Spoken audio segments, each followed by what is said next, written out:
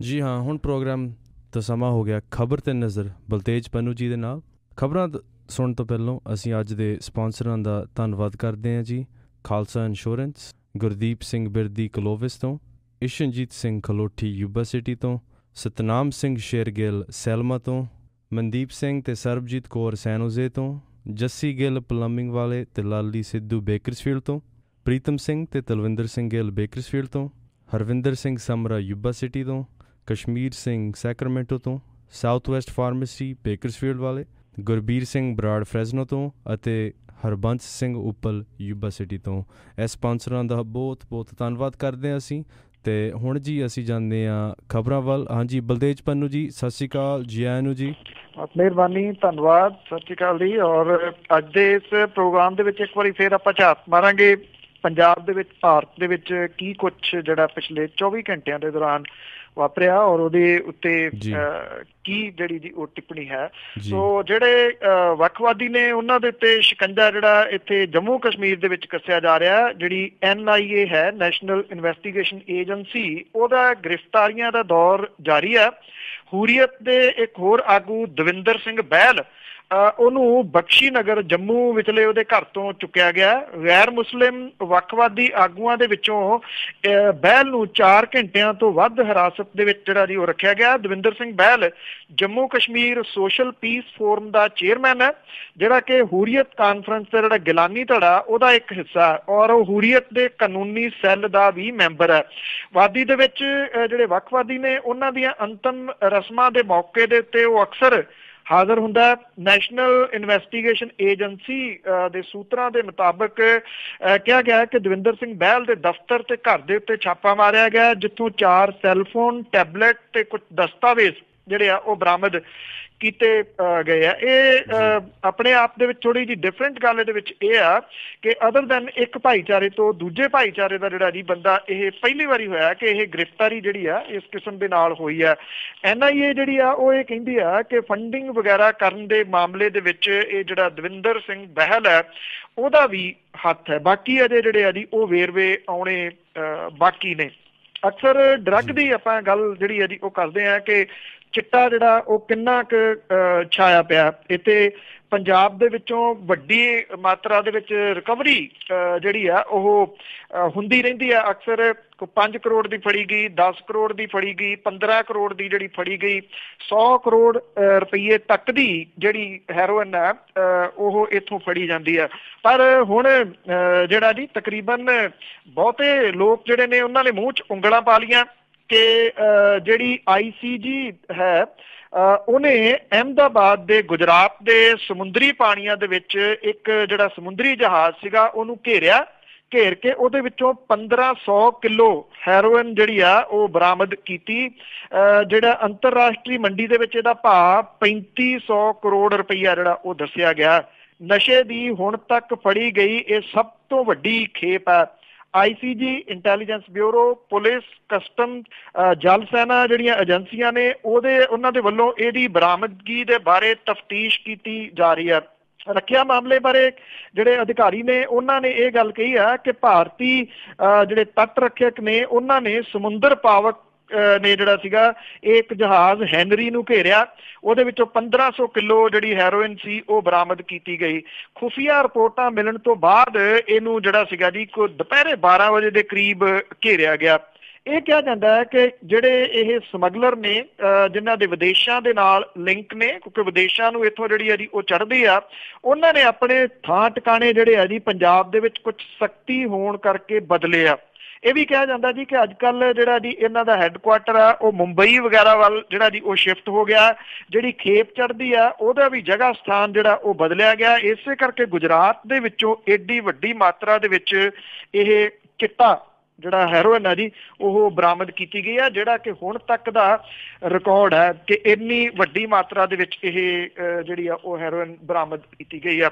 ਇੱਕ ਕੇਸ ਬੜਾ ਚਰਚਿਤ ਹੋਇਆ ਸੀਗਾ, Jassi ਕਤਲकांड।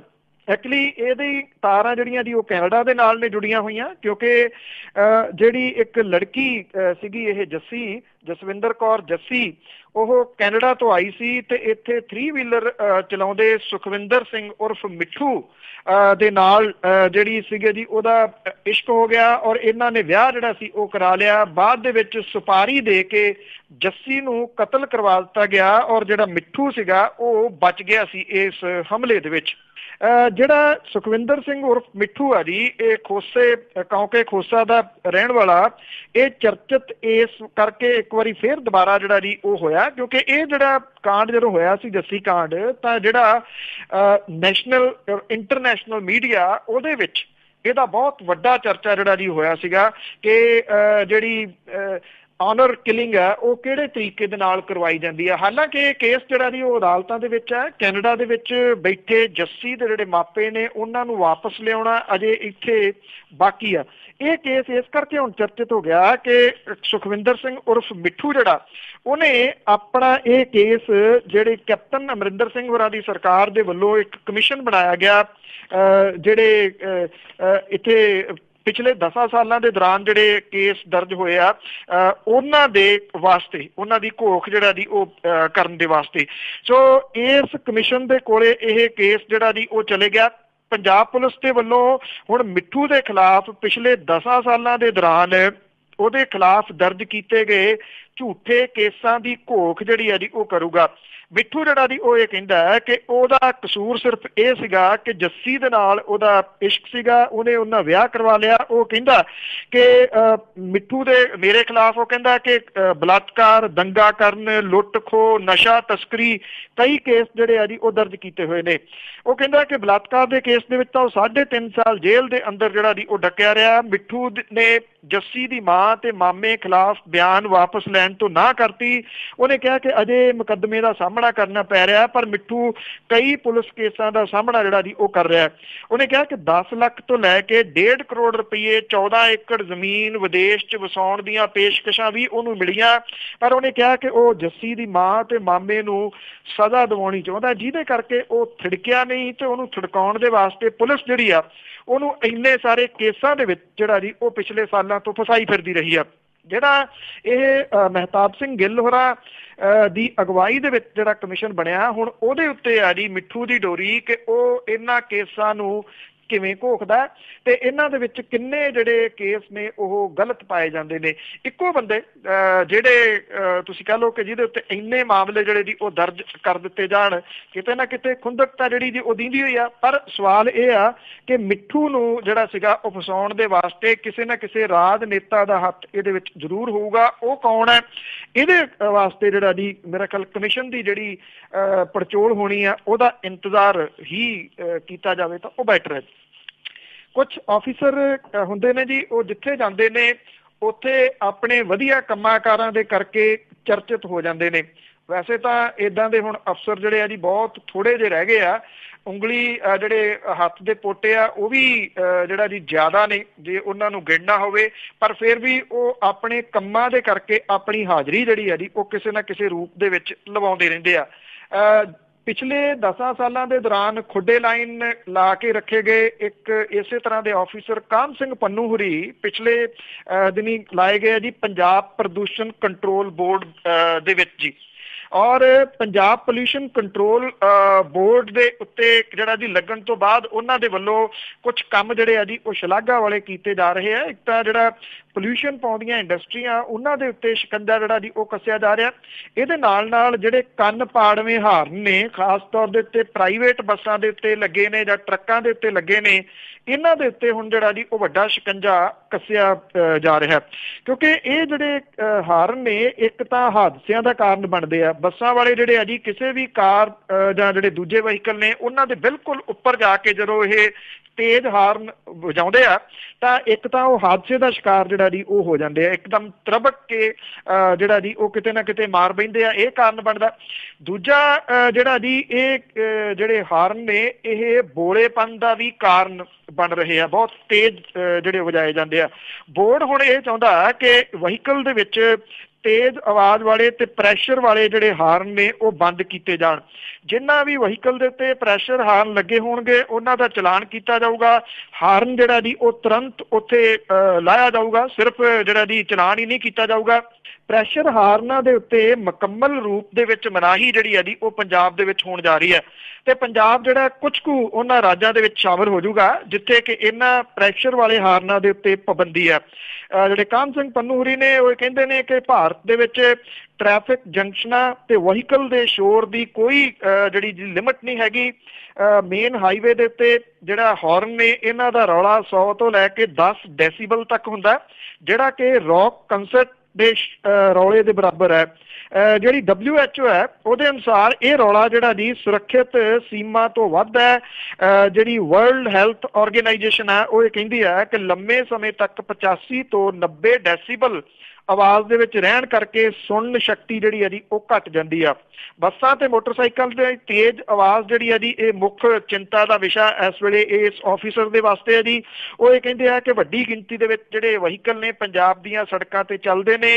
Punjab pollution control board ਨੇ ਇਹ ਰੌਲਾ ਪਾਉਣ ਵਾਲੇ ਜਿਹੜੇ ਵਹੀਕਲ ਨੇ ਇਹਨਾਂ ਦੇ ਖਿਲਾਫ ਇਸ ਵੇਲੇ ਮੁਹਿੰਮ ਜਿਹੜੀ ਹੈ ਜੀ ਉਹ ਵਿੱਢੀ ਹੋਈ ਆ। ਪਿਛਲੇ ਕੁਝ ਹਫ਼ਤਿਆਂ ਤੋਂ ਹਜ਼ਾਰਾਂ ਦੀ ਗਿਣਤੀ ਦੇ ਵਿੱਚ ਚਲਾਨ ਕੀਤੇ ਗਏ ਆ ਤੇ ਇਹ ਹਾਰਨ ਜਿਹੜੇ ਆ ਜੀ ਉਹ ਲਾਏ ਗਏ ਆ। ਕਾਹਨ ਸਿੰਘ ਪੰਨੂ ਹੋਰੀ ਇਹ ਵੀ ਕਹਿੰਦੇ ਨੇ ਕਿ ਲੋਕਾਂ ਦੇ ਵੱਲੋਂ ਇਤਰਾਜ਼ ਹਾਸਲ ਹੋਣ ਤੋਂ ਬਾਅਦ ਜਿਹੜਾ ਪੰਜਾਬ ਪੋਲਿਊਸ਼ਨ ਕੰਟਰੋਲ ਬੋਰਡ ਆ ਇਹ ਪੋਲਿਊਸ਼ਨ ਫੈਲਾਉਣ ਵਾਲੇ ਹਾਰਨਾਂ ਦੇ ਉੱਤੇ ਪੂਰੇ ਤਰੀਕੇ ਦੇ ਨਾਲ ਪਾਬੰਦੀ ਜਿਹੜੀ ਆ ਜੀ ਉਹ ਲਾ ਦੂਗਾ। ਇਸ ਤੋਂ ਪਹਿਲਾਂ 14 ਦੇ ਵਿੱਚ ਪੰਜਾਬ ਸਰਕਾਰ ਨੇ ਨੋਟੀਫਿਕੇਸ਼ਨ ਜਾਰੀ ਕਰਕੇ ਜਿਹੜੇ ਰੈਜ਼ੀਡੈਂਸ਼ੀਅਲ ਏਰੀਏ ਨੇ ਤੇ ਜਿਹੜੇ ਕਮਰਸ਼ੀਅਲ ਏਰੀਏ ਨੇ ਇਹਨਾਂ ਦੇ ਵਿੱਚ ਆਵਾਜ਼ ਦਾ ਪੱਧਰ 55 ਤੋਂ 75 ਡੈਸੀਬਲ ਤੈਅ ਕੀਤਾ ਸੀਗਾ ਜਦੋਂ ਕਿ ਪ੍ਰੈਸ਼ਰ ਹਾਰਨ ਜਿਹੜੇ ਨੇ ਜੀ ਇਹਨਾਂ ਦੇ ਉੱਤੇ ਕੋਈ ਪਾਬੰਦੀ ਜਿਹੜੀ ਉਹ ਨਹੀਂ ਸੀ ਲੱਗੀ। ਜੇ ਇਹ ਪਾਬੰਦੀ ਜਿਹੜੀ ਆ ਜੀ ਉਹ ਲੱਗ ਜਾਂਦੀ ਆ ਨਿਰਸੰਦੇਹ ਹਾਦਸੇ ਜਿਹੜੇ ਨੇ ਜੀ ਉਹ ਘਟ ਸਕਦੇ ਆ। ਔਰ ਦੂਜਾ ਜਿਹੜਾ ਕਾਰਨ WHO ਜਿਹੜਾ ਦੱਸ ਰਹੀ ਆ ਕਿ ਜਦੋਂ ਇੰਨੇ ਡੈਸੀਬਲ ਤੱਕ ਤੁਸੀਂ ਲਗਾਤਾਰ ਇਹ ਹਾਰਨ ਸੁਣਦੇ ਹੋ ਤੇ ਬੋਲਾਪਨ ਜਿਹੜਾ ਜੀ ਉਹ ਜ਼ਿਆਦਾ ਵੱਧ ਰਿਹਾ ਲੋਕਾਂ ਦੇ ਵਿੱਚ। ਉਮੀਦ ਹੈ ਜੀ ਕਿ ਇਸ ਮਾਮਲੇ ਦੇ ਉੱਤੇ ਜਿਹੜਾ ਜੀ ਕੁਛ ਨਾ ਕੁਛ ਚੰਗਾ ਕਰਕੇ ਉਹ ਦਿਖਾਉਣਗੇ। ਅਕਸਰ ਜਿਹੜਾ ਜੀ ਇੱਕ ਚਰਚਾ ਚੱਲਦਾ ਉਹ ਪੰਜਾਬ ਦੇ ਸਿਹਤ ਤੇ ਸਿੱਖਿਆ ਖੇਤਰ ਦਾ ਜਿਹੜਾ ਉਹ ਚੱਲਦਾ। ਪੰਜਾਬ ਦੀ ਸਿੱਖਿਆ ਇਸ ਵੇਲੇ ਜਿਹੜੀ ਆ ਜੀ ਬੇਹੱਦ ਮੰਦੇ ਹਾਲੀ ਕਹੀ ਜਾ ਸਕਦੀ ਹੈ। ਜਿਹੜਾ ਐਲਾਨ ਇਹ ਕੀਤਾ ਗਿਆ ਸੀਗਾ ਕਿ ਜਿਹੜੀਆਂ ਕੁੜੀਆਂ ਨੇ ਉਹਨਾਂ ਦੀ PhD ਤੱਕ ਮੁਫਤ ਸਿੱਖਿਆ ਦਾ ਇੰਤਜ਼ਾਮ ਜਿਹੜਾ ਜੀ ਉਹ ਕੀਤਾ ਜਾਊਗਾ ਪਰ ਰਿਐਲਿਟੀ ਜਿਹੜੀ ਆ ਜੀ ਉਹ ਇਹ ਆ ਕਿ ਸਿੱਖਿਆ ਵਿਭਾਗ ਦੇ ਅਧਿਕਾਰੀ ਇਹ ਕਹਿੰਦੇ ਆ ਕਿ 12ਵੀਂ ਤੱਕ ਤਾਂ ਪਹਿਲਾਂ ਹੀ ਕੁੜੀਆਂ ਦੇ ਵਾਸਤੇ ਸਿੱਖਿਆ ਮੁਫਤ ਹੈ। ਉਦੋਂ ਬਾਅਦ ਦੀ ਪੜ੍ਹਾਈ ਦੇ ਵਿੱਚ ਕੇਸ ਪੱਧਰ ਦੀ ਸਿੱਖਿਆ ਮੁਫਤ ਕੀਤੀ ਜਾਣੀ ਆ। ਇਹਦੇ ਸੰਬੰਧੀ ਸਰਕਾਰ ਦਾ ਕੋਈ ਸਪਸ਼ਟ ਦਿਸ਼ਾ ਨਿਰਦੇਸ਼ ਸਾਹਮਣੇ ਹੈ ਨਹੀਂਗਾ। ਭਾਵ ਕਿ ਹਾਲ ਦੀ ਘੜੀ ਤੁਸੀਂ ਇਹ ਕਹਿ ਸਕਦੇ ਹੋ ਕਿ ਹੇਠਲੇ ਪੱਧਰ ਤੱਕ ਹੀ ਇਹ ਸਾਰਾ ਹੈ। ਸਿਰਫ ਐਲਾਨਾਂ ਦੇ ਵਿੱਚ ਹੀ ਗੱਲ ਹੈ ਜੀ, ਇਸ ਤੋਂ ਉੱਪਰ ਹੋਰ ਕੁਛ ਨਹੀਂ। ਜਿਹੜੀਆਂ ਪ੍ਰਾਈਵੇਟ ਯੂਨੀਵਰਸਿਟੀਆਂ ਨੇ ਉਹਨਾਂ ਦੇ ਮੂਹਰੇ ਸਰਕਾਰਾਂ ਜਿਹੜੀਆਂ ਜੀ ਉਹਨਾਂ ਨੇ ਹੱਥ ਖੜੇ ਇੱਕ ਕਿਸਮ ਦੇ ਨਾਲ ਕਰ ਦਿੱਤੇ ਆ। 2 IAS ਆਫੀਸਰ ਕਾਹਨ ਸਿੰਘ ਪੰਨੂ ਤੇ ਅਨੁਰਾਗ ਅਗਰਵਾਲ ਨੂੰ ਜਿਹੜਾ ਜੀ ਇਹ ਖਰੜਾ ਤਿਆਰ ਕਰਨ ਦੀ ਜ਼ਿੰਮੇਵਾਰੀ ਦਿੱਤੀ ਗਈ ਸੀਗੀ ਕਿ ਇਹਨਾਂ ਦੇ ਉੱਤੇ ਸ਼ਿਕੰਜਾ ਜਿਹੜਾ ਜੀ ਉਹ ਕੱਸਿਆ ਜਾਵੇ ਪਰ ਇਹ ਕਾਗਜ਼ਾਂ ਦੇ ਵਿੱਚ ਹੀ ਰਹਿ ਗਿਆ ਜੀ। ਇਹਨਾਂ ਅਫਸਰਾਂ ਨੂੰ ਕੋਈ ਕੰਮ ਜਿਹੜਾ ਜੀ ਉਹ ਕਰਨੀ ਨਹੀਂ ਦਿੱਤਾ ਗਿਆ। ਜਦੋਂ ਸਿਆਸੀ ਦਬਾਅ ਪਿਆ ਇਹਨਾਂ ਯੂਨੀਵਰਸਿਟੀਆਂ ਦਾ ਤਾਂ ਦੋਵੇਂ IAS ਆਫੀਸਰ ਜਿਹੜੇ ਸੀਗੇ ਉਹ ਬਦਲ ਦਿੱਤੇ ਗਏ ਪਿਛਲੀ ਜਿਹੜੀ ਸਰਕਾਰ ਸੀ ਉਹਦੇ ਵੱਲੋਂ। ਜਿਹੜੀਆਂ ਪ੍ਰਾਈਵੇਟ ਯੂਨੀਵਰਸਿਟੀਜ਼ ਨੇ ਕਿਉਂਕਿ ਫੰਡ ਵਗੈਰਾ ਪਾਰਟੀਆਂ ਨੂੰ ਦਿੰਦੀਆਂ ਨੇ ਇਸ ਕਰਕੇ ਇਹਨਾਂ ਦੇ ਉੱਤੇ ਕਿਸੇ ਕਿਸਮ ਦਾ ਕੋਈ ਸ਼ਿਕੰਜਾ ਜਿਹੜਾ ਜੀ ਉਹ ਨਹੀਂ ਕੱਸਿਆ ਜਾ ਰਿਹਾ।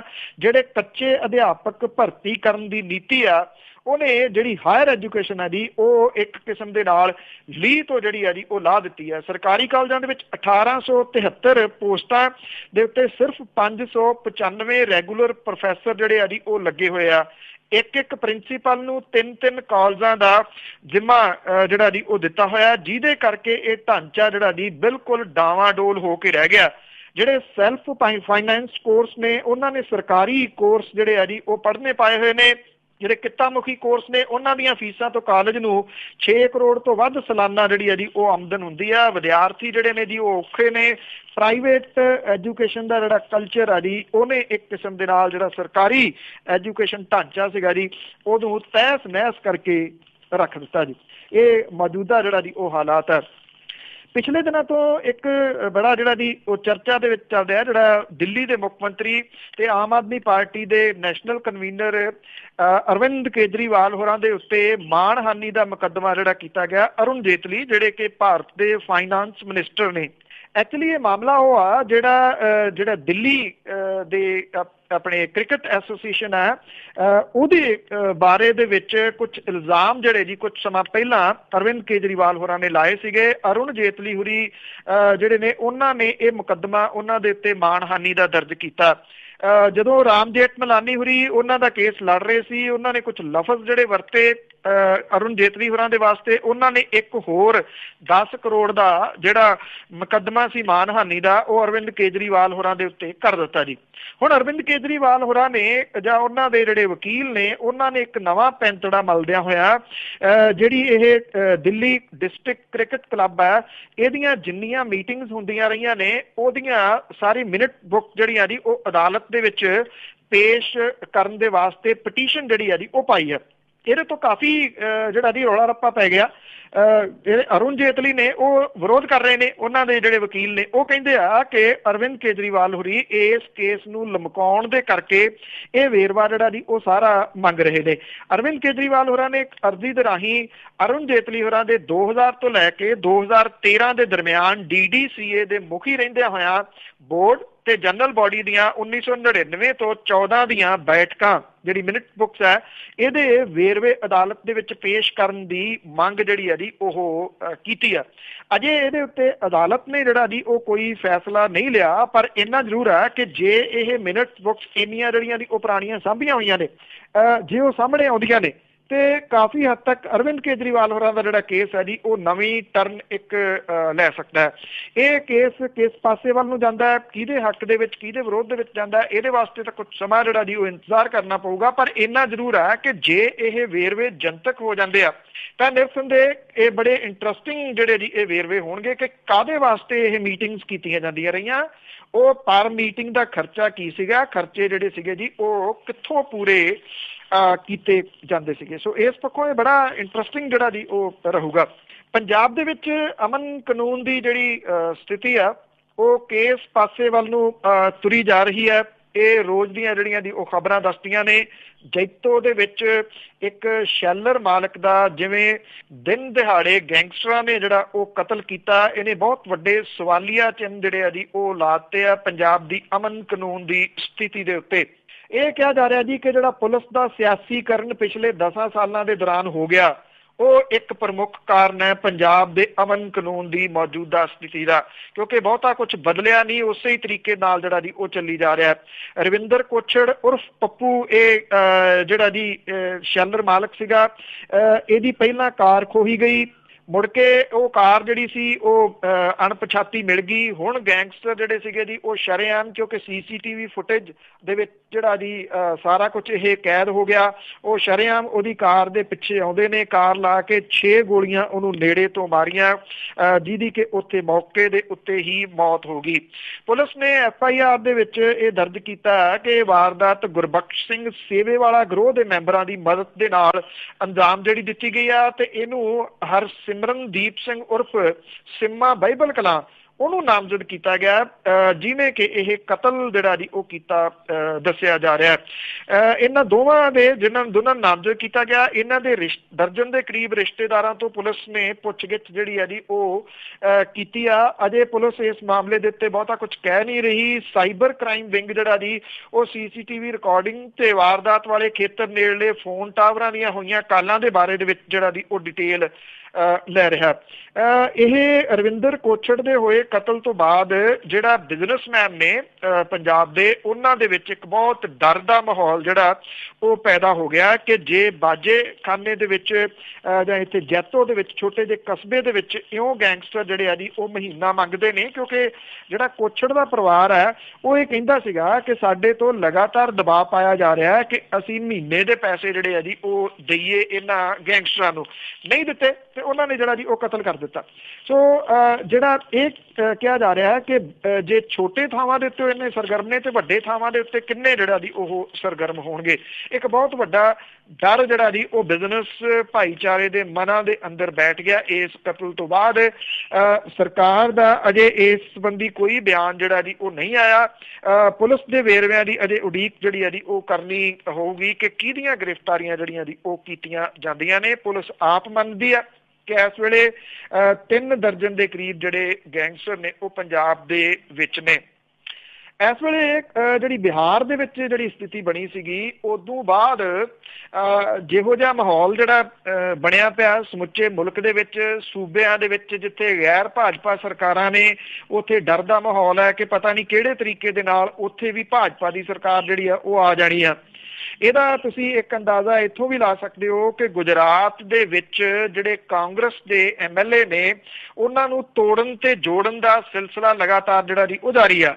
ਇਹ ਕਿਹਾ ਜਾ ਰਿਹਾ ਜੀ ਕਿ ਜਿਹੜੀ ਰਾਜ ਸਭਾ ਦੀ ਚੋਣ ਹੋਣੀ ਆ 8 ਅਗਸਤ ਨੂੰ ਹੋਣੀ ਆ, ਉਦੋਂ ਪਹਿਲਾਂ ਜਾਂ ਤਾਂ ਇਹਨਾਂ ਨੂੰ ਭੰਨ ਲਿਆ ਜਾਵੇ ਜਾਂ ਇਹਨਾਂ ਨੂੰ ਗੈਰ ਹਾਜ਼ਰ ਜਿਹੜਾ ਜੀ ਉਹ ਕਰਵਾਇਆ ਜਾਵੇ। ਲਗਾਤਾਰ ਖਬਰਾਂ ਜਿਹੜੀਆਂ ਉਹ ਆ ਰਹੀਆਂ ਨੇ ਕਿ ਕਾਂਗਰਸ ਦੇ ਜਿਹੜੇ ਵਿਧਾਇਕ ਨੇ ਉਹ ਹੱਥੋਂ ਕਿਰ ਰਹੇ ਨੇ। ਕਾਂਗਰਸ ਜਿਹੜੀ ਹੈ ਜੀ ਉਹ ਆਪਣੇ ਵਿਧਾਇਕਾਂ ਨੂੰ ਇਉਂ ਸੰਭਾਲ ਰਹੀ ਹੈ ਜਿਵੇਂ ਕੁਕੜੀ ਜਿਹੜੀ ਹੈ ਜੀ ਉਹ ਆਪਣੇ ਚੂਜ਼ਿਆਂ ਨੂੰ ਖੰਭਾਂ ਦੇ ਥੱਲੇ ਦਿੰਦੀ ਆ। ਹਾਲਾਤ ਇਹ ਬਣੇ ਹੋਏ ਆ ਗੁਜਰਾਤ ਦੇ ਵਿੱਚ ਕਾਂਗਰਸ ਦੇ ਕਿ ਕਾਂਗਰਸ ਦੇ ਜਿਹੜੇ 44 ਵਿਧਾਇਕ ਨੇ ਉਹਨਾਂ ਨੂੰ ਬੈਂਗਲੌਰ ਦੇ ਇੱਕ ਹੋਟਲ ਦੇ ਵਿੱਚ ਠਹਿਰਾਇਆ ਹੋਇਆ, ਔਰ ਉੱਥੇ ਜਿਹੜੀ ਇਹਦੀ ਪਰੇਡ ਇੱਕ ਮੀਡੀਆ ਦੇ ਸਾਹਮਣੇ ਕਰਵਾਈ ਗਈ ਕਿ ਸਾਰੇ ਦੇ ਸਾਰੇ ਸਾਡੇ ਨਾਲ ਨੇ। ਦੋਸ਼ ਇਹ ਲਾਏ ਗਏ ਕਿ ਭਾਰਤੀ ਜਨਤਾ ਪਾਰਟੀ ਉਹਨਾਂ ਨੂੰ 15-15 ਕਰੋੜ ਰੁਪਏ ਰਾਜ ਸਭਾ ਚੋਣਾਂ 'ਚ ਪਾਰਟੀ ਲਾਈਨ ਤੋਂ ਹਟ ਕੇ ਵੋਟ ਪਾਉਣ ਦੇ ਵਾਸਤੇ ਰਿਸ਼ਵਤ ਜਿਹੜੀ ਹੈ ਜੀ ਉਹ ਦੇ ਰਹੀ ਆ। ਔਰ 40 ਦੇ ਕਰੀਬ ਜਿਹੜੇ ਵਿਧਾਇਕ ਸੀ ਉਹਨਾਂ ਨੂੰ ਰਿਜ਼ੋਰਟ ਦੇ ਵਿੱਚ ਕਾਂਗਰਸ ਨੇ ਭੇਜ ਦਿੱਤਾ ਸੀਗਾ ਤਾਂ ਕਿ ਰਾਜ ਸਭਾ ਚੋਣਾਂ ਤੋਂ ਪਹਿਲਾਂ ਇਹਨਾਂ ਨੂੰ ਇਕਜੁੱਟ ਜਿਹੜਾ ਜੀ ਉਹ ਰੱਖਿਆ ਜਾ ਸਕੇ। ਸੋਨੀਆ ਗਾਂਧੀ ਹੋਰਾਂ ਦੇ ਸਿਆਸੀ ਸਕੱਤਰ ਅਹਿਮਦ ਪਟੇਲ ਮੁੜ ਤੋਂ ਰਾਜ ਸਭਾ ਲਈ ਚੁਣੇ ਜਾਣ, ਪਰ ਭਾਜਪਾ ਨੇ ਵਿਧਾਨ ਸਭਾ 'ਚ ਕਾਂਗਰਸ ਦੇ ਚੀਫ ਵਿਪ ਰਹੇ ਬਲਵੰਤ ਸਿੰਘ ਰਾਜਪੂਤ ਨੂੰ ਅਸਤੀਫਾ ਦਵਾ ਕੇ ਉਹਦੇ ਖਿਲਾਫ ਚੋਣ ਜਿਹੜੀ ਹੈ ਜੀ ਉਹ ਲੜਾ ਦਿੱਤੀ ਹੈ। ਅਸਤੀਫਾ ਦੇਣ ਵਾਲੇ ਜਿਹੜੇ 6 ਵਿਧਾਇਕਾਂ ਦੇ ਵਿੱਚੋਂ 3 ਜਿਹੜੇ ਨੇ ਜੀ ਉਹ ਭਾਜਪਾ 'ਚ ਸ਼ਾਮਲ ਹੋ ਗਏ, ਔਰ ਕਾਂਗਰਸ ਤਰਜਮਾਨ ਜਿਹੜੇ ਨੇ ਸ਼ਕਤੀ ਸਿੰਘ ਗੋਹਲ, ਉਹਦਾ ਇਹ ਕਹਿਣਾ ਕਿ ਭਾਜਪਾ ਨੇ ਰਾਜ ਸਭਾ ਚੋਣਾਂ ਤੋਂ ਪਹਿਲਾਂ ਕਾਂਗਰਸ ਦੇ 22 ਵਿਧਾਇਕਾਂ ਨੂੰ ਖਰੀਦਣ ਦੀ ਜਿਹੜੀ ਹੈ ਜੀ ਉਹ ਕੋਸ਼ਿਸ਼ ਕੀਤੀ ਹੈ। ਸੋ ਇਹ ਮਾੜੇ ਹਾਲਾਤੀ ਜਿਹੜਾ ਜੀ ਕਾਂਗਰਸ ਇਸ ਵੇਲੇ ਆਪਣੇ ਵਿਧਾਇਕਾਂ ਨੂੰ ਸੰਭਾਲਣ ਦੇ ਵਾਸਤੇ ਦੂਜੇ ਸੂਬਿਆਂ ਦੇ ਵਿੱਚ ਜਿਹੜਾ ਜੀ ਉਹ ਲਈ ਫਿਰਦੀ ਆ। ਇਹ ਕਿਹੋ ਜਿਹੀ ਰਾਜਨੀਤੀ ਜਿਹੜੀ ਹੈ ਜੀ ਉਹ ਮੁਲਕ ਦੇ ਵਿੱਚ ਸਟਾਰਟ ਹੋ ਗਈ ਆ, ਔਰ ਇਹ ਮੁਲਕ ਨੂੰ ਸੂਬਿਆਂ ਨੂੰ ਕਿਸ ਪਾਸੇ ਵੱਲ ਜਿਹੜਾ ਜੀ ਉਹ ਲੈ ਤੁਰੂਗੀ, ਇਹਦੇ ਵਾਸਤੇ ਫਿਕਰਮੰਦ ਲੋਕ ਜਿਹੜੇ ਆ ਜੀ ਉਹ ਵੱਡੀ ਫਿਕਰਮੰਦੀ ਜ਼ਾਹਰ ਕਰ ਰਹੇ ਆ। ਫਿਕਰਮੰਦੀ ਤੋਂ ਇਲਾਵਾ ਹੋਰ ਬਹੁਤਾ ਕੁਝ ਕੀਤਾ ਵੀ ਜਿਹੜਾ ਜੀ ਉਹ ਨਹੀਂ ਜਾ ਸਕਦਾ, ਕਿਉਂਕਿ ਜਿਨ੍ਹਾਂ ਨੇ ਖਬਰਾਂ ਕੱਢਣੀਆਂ ਹੁੰਦੀਆਂ ਨੇ ਉਹਨਾਂ ਨੂੰ ਕਿਸੇ ਨਾ ਕਿਸੇ ਤਰੀਕੇ ਦੇ ਨਾਲ ਰੋਕ ਲਿਆ ਗਿਆ। ਇੱਕ ਵੱਡੇ ਇੰਗਲਿਸ਼ ਅਖਬਾਰਾਂ ਦੇ ਅਦਾਰੇ ਨੇ ਪਰਸੋਂ ਇੱਕ ਖਬਰ ਲਾਈ ਸੀਗੀ ਕਿ ਜਿਹੜਾ ਵੱਡਾ ਆਗੂ ਹੈ ਭਾਜਪਾ ਦਾ, ਉਹਦੀ ਪ੍ਰਾਪਰਟੀ ਪਿਛਲੇ 3 ਸਾਲਾਂ ਦੇ ਦੌਰਾਨ ਕਿਵੇਂ 300% ਵੱਧ ਗਈ। ਇਹ ਹਾਲਾਤ ਇਹ ਬਣ ਗਏ ਕਿ ਕੱਲ ਦੁਪਹਿਰ ਤੱਕ ਇਹ ਜਿਹੜੀ ਖਬਰ ਸੀਗੀ ਜੀ ਸਾਈਟ ਤੋਂ ਰਿਮੂਵ ਹੋ ਗਈ। ਉੱਥੇ ਹੁਣ ਇਹ ਖਬਰ ਜਿਹੜੀ ਹੈ ਜੀ ਨਹੀਂ ਹੈਗੀ। ਵੱਖਰੀ ਗੱਲ ਆ ਕਿ ਬਹੁਤਿਆਂ ਦੇ ਕੋਲੇ ਉਹਦੇ ਸਕਰੀਨਸ਼ਾਟ ਜਿਹੜੇ ਨੇ ਜੀ ਉਹ ਜ਼ਰੂਰ ਭਾਉਂਦੇ ਫਿਰਦੇ ਨੇ ਵੱਖ-ਵੱਖ ਗਰੁੱਪਾਂ ਦੇ ਵਿੱਚ। ਇਹ ਹਾਲਾਤ ਜਿਹੜੇ ਜੀ ਸਿਆਸੀ ਤੌਰ ਦੇ ਉੱਤੇ ਇੱਥੇ ਬਣ ਗਏ ਹੋਏ ਨੇ। ਇਹ ਸੀ ਜੀ ਅੱਜ ਦੀਆਂ ਕੁਝ ਅਹਿਮ ਗੱਲਾਂ ਬਾਤਾਂ ਜੋ ਕੁਝ ਇੱਥੇ ਵਾਪਰਿਆ ਜੀ, ਔਰ ਕੱਲ ਨੂੰ ਮੇਰੀ ਤੁਹਾਡੀ ਮੁਲਾਕਾਤ ਦੁਬਾਰਾ ਪੰਜਾਬੀ ਰੇਡੀਓ USA ਤੇ ਹੋਊਗੀ। Thank you very much Dilpreet ਜੀ, ਬਹੁਤ ਬਹੁਤ ਧੰਨਵਾਦ ਤੁਹਾਡਾ ਬਲਤੇਜ ਪੰਨੂ ਜੀ। ਜੀ ਆਇਆਂ ਨੂੰ, ਸਤਿ ਸ਼੍ਰੀ ਅਕਾਲ। ਬਹੁਤ ਮਿਹਰਬਾਨੀ, ਥੈਂਕ ਯੂ, ਸਤਿ ਸ਼੍ਰੀ ਅਕਾਲ। ਸਤਿ ਸ਼੍ਰੀ ਅਕਾਲ ਜੀ। ਤੇ ਸਨ ਬਲਤੇਜ ਪੰਨੂ ਜੀ ਸਾਡੇ ਪੰਜਾਬ ਸਟੂਡੀਓ ਤੋਂ ਅੱਜ ਦੇ ਖਬਰ ਤੇ ਨਜ਼ਰ। ਤੇ ਇੱਦਾਂ ਹੀ ਸਰੋਤਿਓ, ਅਸੀਂ ਕੱਲ੍ਹ ਨੂੰ ਮਿਲਦੇ ਹਾਂ ਖਬਰ ਤੇ ਨਜ਼ਰ, ਤੇ ਸੁਣਦੇ ਰਹੋ ਜੀ ਪੰਜਾਬੀ ਰੇਡੀਓ USA।